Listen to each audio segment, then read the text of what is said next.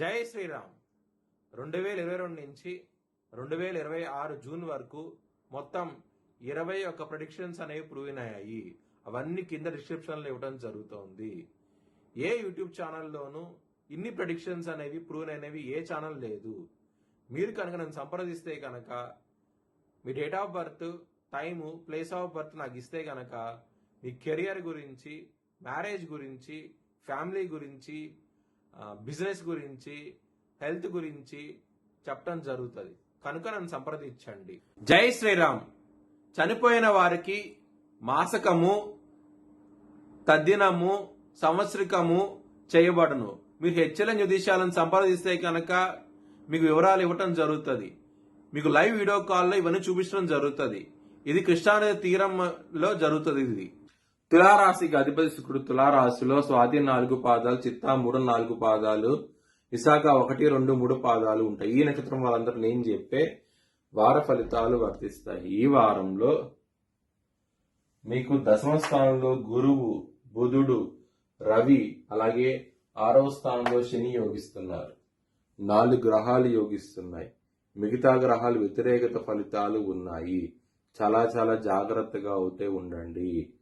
అలాగే లగ్నాధిపతి శుక్రుడు నీచంలో ఉన్నప్పుడు బొబ్బర్లు దానం చేయని బ్రాహ్మణుడికి మంచి ఫలితాలు ఉంటాయి. దుర్గాదేవిని ఆరాధించండి, చాలా చాలా మంచి ఫలితాలు ఉంటాయి. సోమ, మంగళ, బుధవారాల్లో ముఖ్యమైన పనులు స్టార్ట్ చేస్తే కనుక ఖచ్చితంగా విజయం సాధిస్తారు.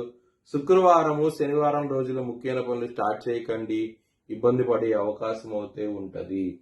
తులారాశి వారికి కుటుంబాధిపతి అయిన కుజుడు 9వ భావంలో ఉన్నారు. కొంచెం జాగ్రత్త అంటూ ఎక్కువ తీసుకోండి.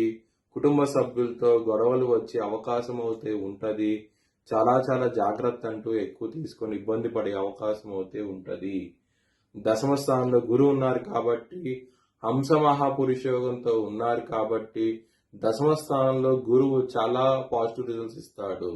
దాని మూలంగా మంచి ఫలితాలు ఉంటాయి.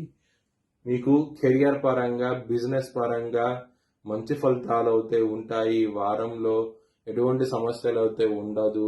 అలాగే మీరు కనుక బిజినెస్ చేయాలనుకుంటే కనుక ఇదే సరైన సమయం. మంచి బిజినెస్ చూసుకుని, ముఖ్యంగా రియల్ ఎస్టేట్ కానివ్వండి, రియల్ ఎస్టేట్ సంబంధించిన శాండ్, ఇసుక, అలాగే సిమెంటు, కంకర ఇలాంటి వాటిలో మీరు కనుక బిజినెస్ స్టార్ట్ చేయగలిగితే ఖచ్చితంగా విజయం అయితే సాధిస్తారు.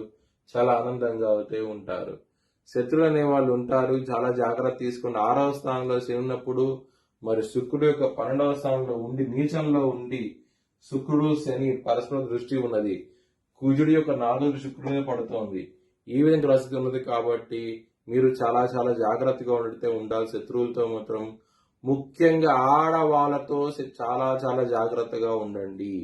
ఇబ్బందులు ఎదురయ్యే అవకాశం ఉంటది. లవర్స్ కి బ్యాడ్ టైం నడుస్తుంది. పంచమంలో రాహు ఉన్నప్పుడు ఖచ్చితంగా ప్రాబ్లమ్స్ ఉంటాయి, ఇబ్బంది పెడతాడు. చాలా జాగ్రత్తగా అవుతే ఉండండి. మీ భవిష్యత్ వివరాల కోసమై హెచ్ఎల్ఎన్ జ్యోతిష్యాలను సంప్రదించండి.